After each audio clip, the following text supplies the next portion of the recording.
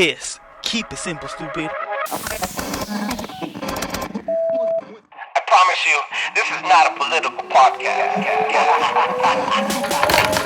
Jump from the deep end of the pool, set up the mood. Paranoi Radio, set up the mood. Paranoi Radio, set up the mood. Paranoi Radio, set up the mood. Set up the mood. Set up the mood. Set up the mood. Set up the mood. Set up the mood. Set up the mood. Set up the mood. You ready or what? I'm ready, bro. Yeah, Testicles 1, 2. Testicles. Welcome back, ladies and gentlemen, to Paranoi Radio podcast. I am your humble host, Trebles Garcia. And I want to thank the Lord for allowing me to be here today, and I want to thank every single one of you for allowing me to enter your space. Ladies and gentlemen, I'm really excited for today, bro, because we did an episode with this guy, and this guy's like a shadow. I mentioned him plenty of times on the show before and on other shows, but today he's actually going to show his face for the second time on the show. But before anything, I want you guys to please make sure you check us out at ParanoiRadio.com. Check us out at ParanoiRadio.com. Come up the t-shirts, but most importantly, word of mouth is the most important thing that you could do for the show. Drop a 5-star review on Apple Podcasts and on Spotify. That allows other people to enjoy the show as much as I enjoy making it. And believe it, dude, I really enjoy doing this. I made only $16 last month. So, I don't do it for the money, guys. But before I jump into the deeper end of the pool and set the mood, I'm going to introduce my next special guest. Yo, this guy is my fourth leg. We call him Juan. I call him Pan. I call him Fran. I call him my only Juan. He's the only Juan for me, my only Juan Kenobi. Yo, ladies and gentlemen, please give a beautiful introduction and beautiful welcoming and a welcome hug. Or I don't know how to say that. A welcoming round of applause for JuanVasquez. What's up, big dog? What up? Juan Panflan in the house. That's right, bro. Yo, cool. I fluffed it up a lot, but quite honestly, bro, I couldn't have done it even more. I could have done it more, and you're one of my best friends at work, but you also have a very humbling way to speaking to me about the Bible. The only reason why I'm even mentioning Jesus Christ on any episode, on any platform today, is because you have the ball to talk to me about it, regardless of what I've always mentioned, regardless of the way I speak, regardless of my fucking thoughts about the Bible and flat earth and globe earth or whatever. You always have the patience to come at me with something that's very juicy, very contradictory, very conspiratorial, and you're the reason why I say that the Bible is the #1 conspiracy book in the planet. Except it's not a conspiracy, it's all truth. Yeah, bro. Right. #1. And it's the most bro? And it's the most stolen book in the world. The most published book too. Published and the most stolen book. Yeah, everybody wants a copy. Everybody wants a copy. Yeah, everyone fucking copy that. Where do you hail from, bro? Let us know. What do you mean? Where are you from? What do you do? Where can people find you? Oh, okay. Well, I'm from here. I'm from LA, from California, LA, born and raised. Born and raised in Compton. And then now I'm in South LA, married with my son. Just living life as a Christian in this crazy world right now. There's a bunch of stuff going on. We got fires happening right now up in the mountains. It's just crazy. It's crazy, bro. The tomorrow's the big debate.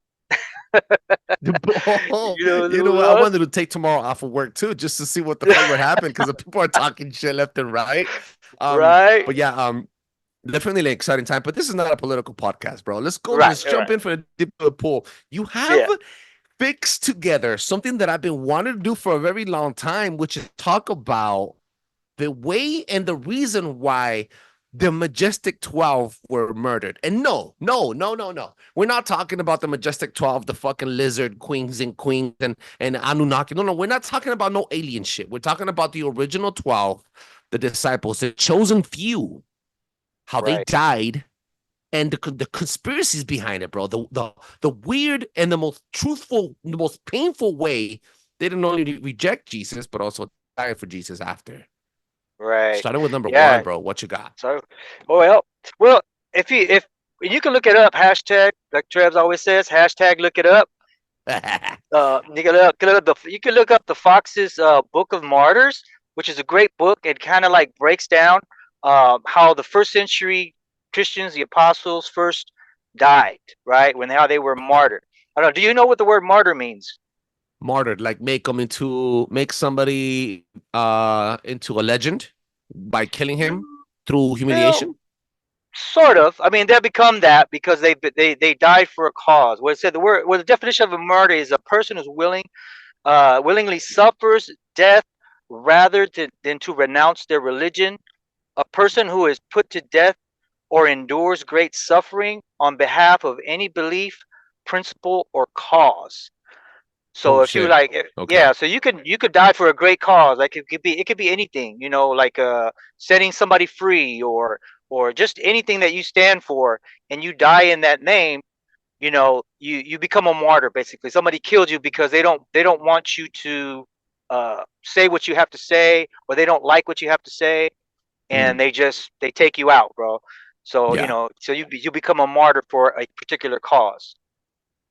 And so, we're gonna run through, one of the probably the most famous of the deaths.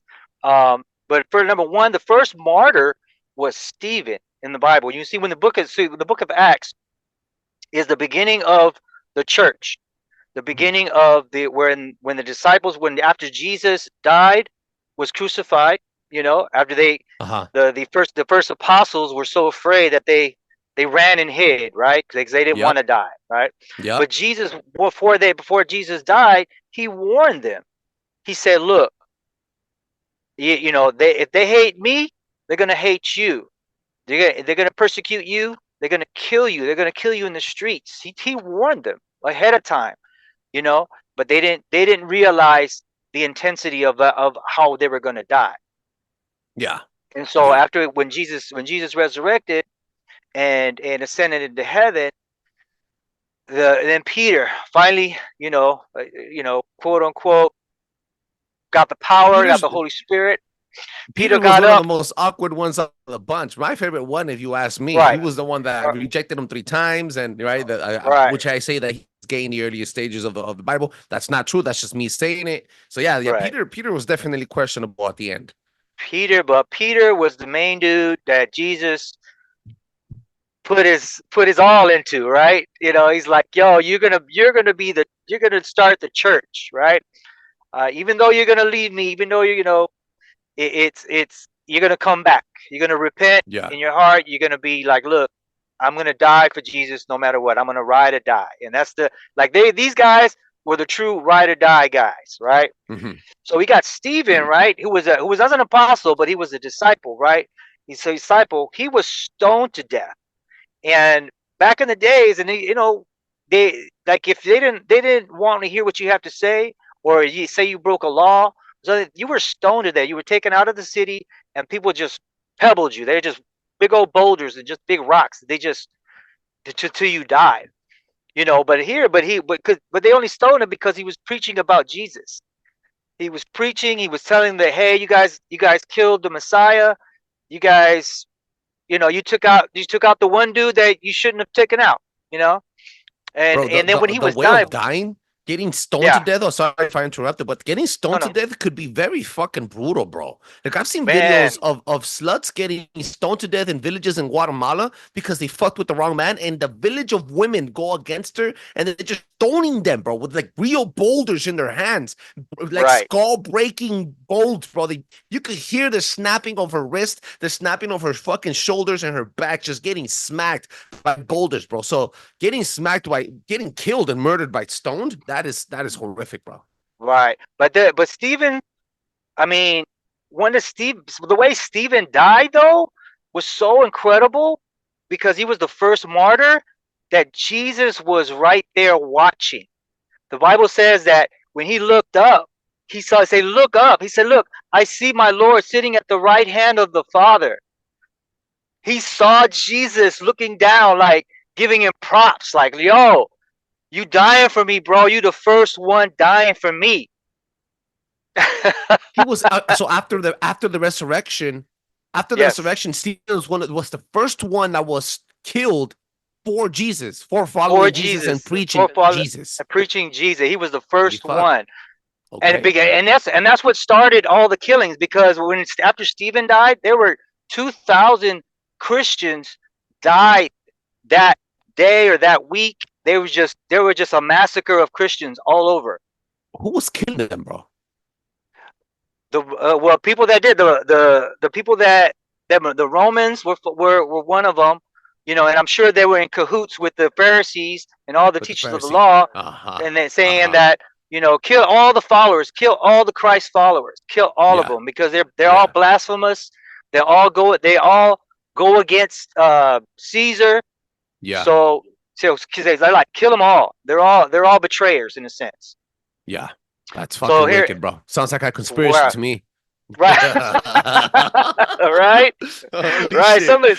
Somebody's behind all the killings. So yeah. So then we got the Apostle James, right? One of the James brothers, James, son of Zebedee. He was the elder brother of John the Baptist. Remember, John the Baptist baptized Jesus. His cousin baptized him. His own cousin. So he was killed 10 years after, and he was beheaded. They cut his head off. It was like, whoop, off with your head.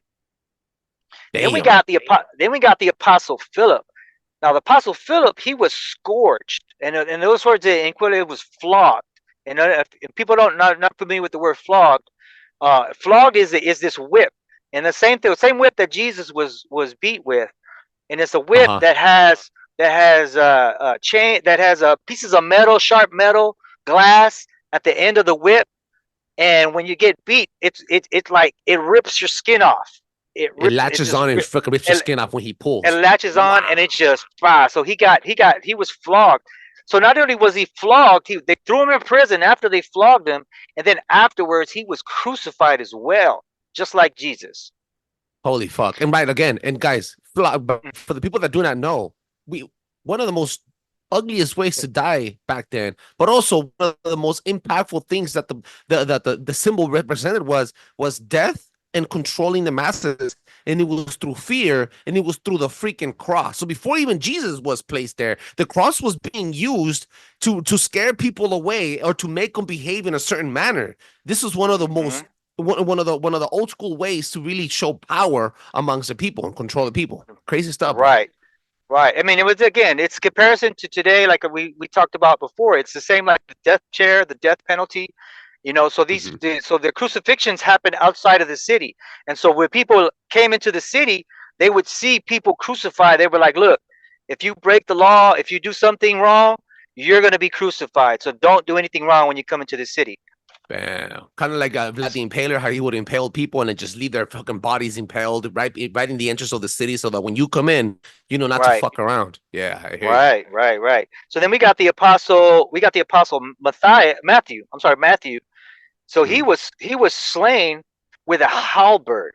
And what a halberd is, and I had to look it up because I was like, what is a halberd? What the heck is that? And a halberd is kind of like a spear.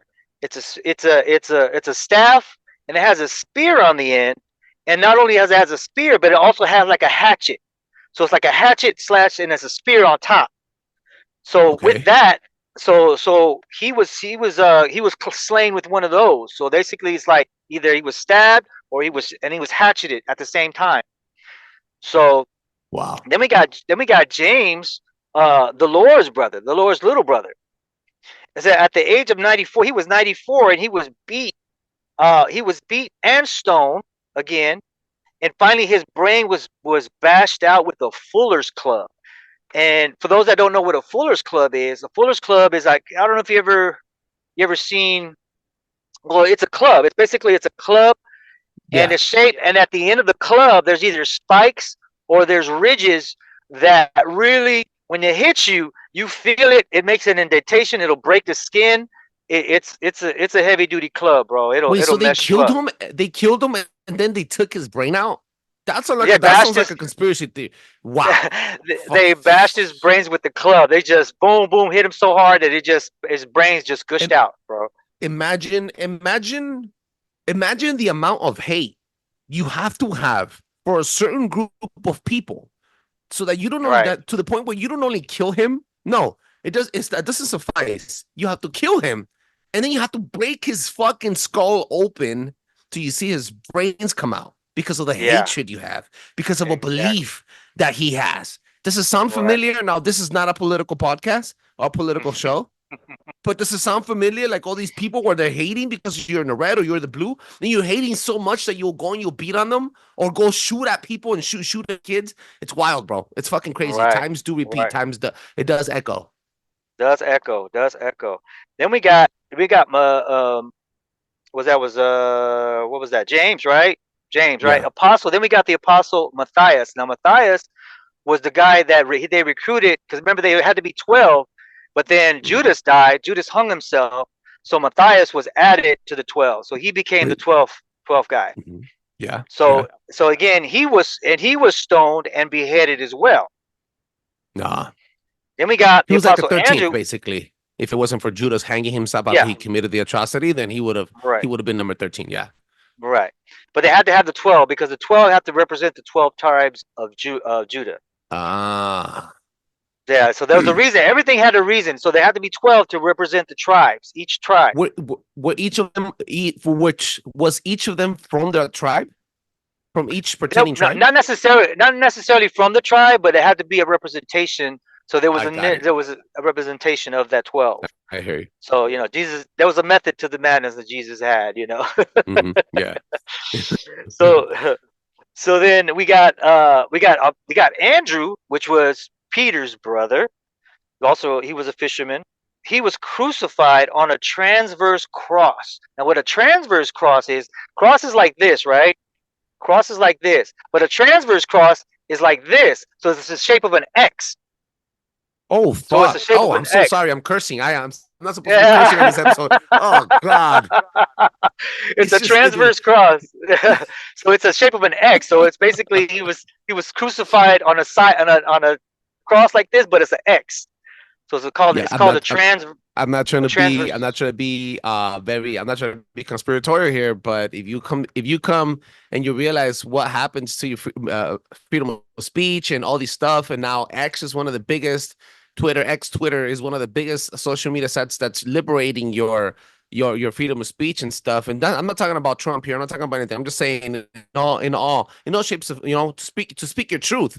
A lot of people are heading to Twitter and so it's kind of the similarities of that symbol comes around again with time and the time lapse, and it's very important to see that stuff. Right, exactly. And even like think about the African Americans, how they and the Muslims, how they were given, say, quote unquote, the white man's name, like Washington or Jefferson. Like these were their slave owners' names that they were given. So because when they come Muslim, like Malcolm X, Malcolm removed his last name and became X. Oh. My God. Look at that. I didn't know that. Look at that. That's why he became Malcolm X. Yeah, because he wanted to drop the white man's last name. Exactly. Okay. So now we got Mark, he was a disciple. He wasn't an apostle, but he was a disciple. He was dragged to pieces by the people of Alexandria. Now, Alexandria, I guess a city over, I think, by Greece, I believe. So he was either dragged by either a chariot or horses. Somehow he was dragged around the city till his body just was in pieces all over the city. Just dragged around because he was a Christian, because he was a disciple of Jesus. Then we got Paul, formerly known as Saul, the guy that was given the okay to kill Christians. Paul was a G. Paul, if I remember correctly, our sermons when we have mass at church, guys, this is the guy that told me also when there's two people speaking his name. We're at church already every morning. So you're the one that told me that Paul was a gangster ass dude, that he would come and he would obliterate. He was so gangster against Jesus that to a point where Jesus called out and said, "You know what, bro? I'm changing your name. I love your passion. You're gonna be gangster in his house still, but you're gonna be working for me." He changed his hoods. Right. That's gonna be like your name was Smiley. Now your name is Smokey, fool. Oh snap! Yeah, bro. That's awesome. He changed it. Jesus himself changed his name. Like, if Jesus changed your name, bro, I'd accept it. I'll You take it. got Like, heart, yeah, bro. You got heart. I got it. So then we got but he was beheaded by the sword. He went through all. I mean, he even told himself. He said, "Yo, I'm the worst of disciples because I used to kill Christians, so I'm the worst of the worst." But so I don't deserve to be a Christian. But Oh wow. nonetheless, he became a Christian because of Jesus. Yeah. Uh-huh. And then we got Jude. He was also kind of, his nickname was Thaddeus. He was also called Thaddeus in the Bible. He was crucified as well. Then we got the apostle Bartholomew, who was one of the apostles. He was also beaten and also crucified like Jesus. Then we got Apostle Thomas, the one they call Doubting Thomas. Yeah, he was thrown into a spear. They just threw him into a spear to kill him. Mm-hmm. Then we got Luke, the doctor, right? We got Luke, who became a Christian after. He did not witness Jesus, but he became a Christian after, and he was hung on an olive tree.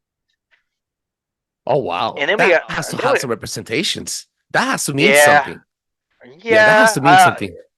Because olives were definitely something that were popular. I mean, still popular to this day, but something about that I have to dig into that to see why he was hung by an olive tree. And by all means, there's the importance of each of these people. The way they died, even though we're going through it fairly fast, it's because of timing that we have on the show, and because we also obviously we have kids in the life, but it's not because they're not unimportant. Each of them have very important scenario in their life and in the story and in the Bible that fixes the puzzle together. By all means, guys, we encourage you guys to also go to the Bible and look it up yourself. Don't read the Bible as if you're trying to find a religion. Read the Bible as if you're trying to read a story and truth. That's all I'm asking for, and because it gets to a point where you're like, oh yeah, religion. It's not about religion, bro. It's about finding out the truth, and take every single information of the way they died as a sacrifice for their God, for their belief, and then compare it to your life, the stuff that you're seeing around the world. How Revelation's actually unfolding before you. So that's very important. Continue, bro. Sorry for interrupting. No, it's cool. And then we got the Apostle Simon. Remember, Simon was Simon the Zealot. He was like kind of like the anarchist in a sense. Like he wanted like you see Matthew in the line when they talk about the disciples. You see Matthew here, and then you got Simon the Zealot over here because he's the one that wanted to be like, yo, Jesus, let's revolt. Let's do this. Let's go start some mess, bro. I see myself as him. I will be that dude. Let's do this, bro. Let's just go, bro. Let's do this. But he wanted to shank Matthew because Matthew was a tax collector. So he wanted to go over there and shank him because he didn't like taxing. So there was beef between the disciples. It wasn't all handy dandy and holy. Oh no. I mean, we got Peter and Andrew who were fishermen. I'm sure they're like, not the most, classy guys, Smart. Yeah, classy guy. Yeah. They always smell like fish. I'll tell you that much. You know what? Check this out. Yeah. So as you were talking about, about how about Paul and stuff. I mean, about the olive tree, how he was hung. Yeah. This is Paul, right? Paul was going back to Paul. He's the one that got hung. Yeah. But check this out. The olive tree is a symbol of peace, friendship, and hope, right? Friendship, reconciliation, cleansing, and healing, light, victory, and riches, and above all, a peace sign, right? But check this out. Jesus prayed on an olive tree before the crucifixion. Oh. And was crucified on an olive wood crucifix. The fuck out. What? Mic drop. Boom! Mic drop. Get out. Woo! That's fire. That's fire, That's dude. the stuff I'm talking about. That's the stuff we talk about in the mornings. Why do you think I'm going so crazy about this book? Bro, this is the stuff we're talking about. You see what I'm saying, right? He started off as a story. It takes 5 seconds to research. Just research it. And then boom, the answer's right there. And then you look deeper, you're going to be like, what? The symbolism, bro, behind the olive tree in that murder, in that homicide. Wow. Okay. Yeah, bro. Crazy stuff. So then we got our boy Peter, right? Our boy Peter. You know, Petros. Petros, right? The Rock, bro, the Rock, the original Rock, not The the original Rock we Rock. know today, the Yeah. original Not Rock, Dwayne bro. Johnson. No, yeah. Yeah, yeah. The Rock, bro. The Peter, So he knew he was going to be crucified, but he requested to be crucified upside down because he didn't feel worthy enough to die the same death that his Lord died as. Now, Uh-oh. now trip how the parallels are. Now trip how the parallels are. See how something that was initially good, is now to this day it's been turned evil. It's known Yeah. as evil to be the upside down cross. It's so surmountable because what Satan is trying to do is just flip everything to us to push us away from God. Do, When you see do so you so we know? see us. Go Go for ahead. it. Go for it. Handle it. Go for it, bro. Well, Sorry for that's what I'm interrupting. saying. So it's kind of like we have the Church of God, the Church of Jesus Christ, the church that He established, and then all what now we have the Church of Satan, also synonymous. Synonymous. You know why? It's synonymous because was it Peter that said he goes, "What am I to you?" He goes, "You're the God of gods, right?" Or You're the Son what of is that? God. You're He the said Son you of are the God. And then Son he of goes, God. Yeah, on that is why I'm gonna build my church, right? On I'm gonna that build my statement. church. And he told that Correct. to Peter. Peter, on Told that that to Peter. rock. Hmm. That's basically the symbology here, the metaphor. He goes, on that rock, I'm gonna build my My church. church. And then Peter requested not to be killed like his God, to be killed less than his God as a sacrifice. It was like a paying of homage. So Right. the crucifix, what you're telling me right now, and this is Hmm. why I'm telling you, bro, it's gonna flip the switch on people. And this is because Satanic Panic and Catholic Church did an amazing, and I'm talking about the Roman Catholic Church here, did an amazing job. I'm not only using it as a propaganda for Satan worship, but for exorcists and for whenever you see an upside down cross, you automatically think Antichrist. But you're Right. telling me now that Peter was crucified, so he decided to be crucifixed upside down to pay homage to Jesus Christ as a good thing, not as a bad thing. But Not as a because bad he's thing. Peter, and on that rock, the Church of God was built, Right. metaphorically, then Yes. Satan comes in and uses that same symbol as a Right. representation of the anti. What? Right. Exactly. Exactly. Snap, bro. Man, It's it's not that crazy. hard. It's not hard to understand, guys. That Mm. upside, everything's up, what up is down, and instead of what is it? As above, so below. As Mm. instead, what Jesus said was as above, so within. So it's kind of like he does make everything that you see, it's corrupted, and you have to again look it up to find the truth, bro. Damn. Hmm. Yeah. So my last one is the Apostle John, the one that I guess you say wrote himself into the Bible, saying that he's the one that Jesus loved the most, right? Uh-oh. So it says when it was affirmed, where it was that he was thrown into a cauldron of boiling oil. They were like, yo, we got to kill this dude. Throw him to the oil, bro. He escaped by miracle without injury. He did not get hurt at all. Snap. They took him out of the boiling oil, like, yo, you're supposed to be dead. You're supposed to be boiled. What's up, dude? Why are you still? You're good. Why? They Yeah. didn't understand, bro. Uh-huh. So the guy, the Domitian, I guess he was a ruler at the time, banished him to the island of Patmos, where he wrote the book of Revelation. And Wow. he was the only apostle that avoided, who escaped a violent death. So yeah, bro. Wait. Is he the guy that was put into a oven with 3 other guys, and then somebody, when they saw through the window, there was a 4th guy? No. That wasn't- That's the Old Testament. That was Meshach, Shadrach, and Abednego. No, Oh, that's okay. In the Winnebago, Winnebago. I remember. yeah. Winnebago, I remember him now. Yeah, well, No, that's but a yeah. good story too. That's an amazing story. Yeah. Yeah, but the Apostle John, this is the boy that Jesus revealed everything. He saw, looked into heaven. They would the curtain was pulled back for him to see, to be able to write down everything that's going to happen in Revelation. that's going to happen in the end, bro. And he was given all this stuff. So that's why, you know, he had that time, you know, because, you know, when you're in prison, you got plenty of time to read, you got plenty of time to write, you know. It's just, he was able to sit there and commune with God and just be him and God and write down revelation, bro. Big ups to Apostle John for enlightening us. Coincidentally, that's also your name in English, Juan. Yeah. John. Juan. You left the last one for the best. You left the best for the last. I mean, but like, okay, so I have one curveball question right before we end this amazing conversation. Yeah. Bro. Yep. There was an apostle that the Bible never states his death. Who was it? That was John. Oh, snap. Yeah, John. Yeah. John, because he's the only one that avoided the violent death.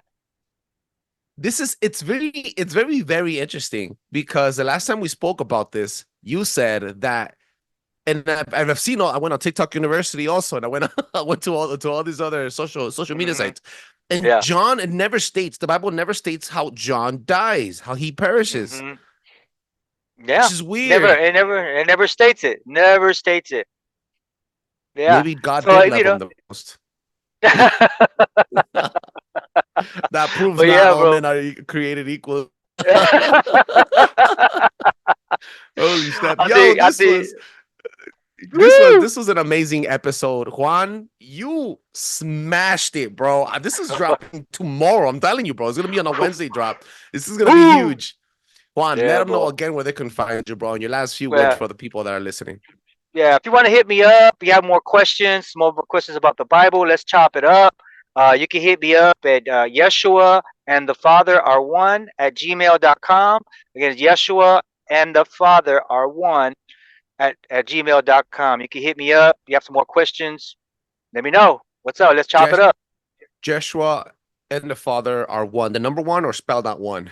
Yes, Yeshua and the Father are one. Everything is spelled out. Everything is spelled out. gmail.com, guys. And you're also going to be able to find that email and contact information on the drop down menu of special guests and links on ParanoidRadio.com. Bless you, bro. Thank you so much for being here and spending time. I know it's freaking hot. I know you're in your car right now. I know you, but you kicked ass. I'm in the huevito, bro. I'm doing huevito. That's how I record in the middle of the day when I'm at work next to this guy, dude. I take my hour lunch, and in 40 minutes I kick ass with the flashy episode. So as a matter of fact, flashy episode is also dropping this Thursday for the debate. So guys, this is gonna be a 7-day marathon of back-to-back episodes on Paranoi Radio podcast, back-to-back every single day, and Juan definitely filled the Tuesday slot. Thank you so much, Juan, for giving me all that information, bro. If you guys are interested, again, hit them up and open up the Bible, guys. Thank you so much. Do not forget to drop a 5-star review on Apple Podcasts and on Spotify. It allows other people to enjoy the show as much as I enjoy making it. Peace out. Paranoi Radio.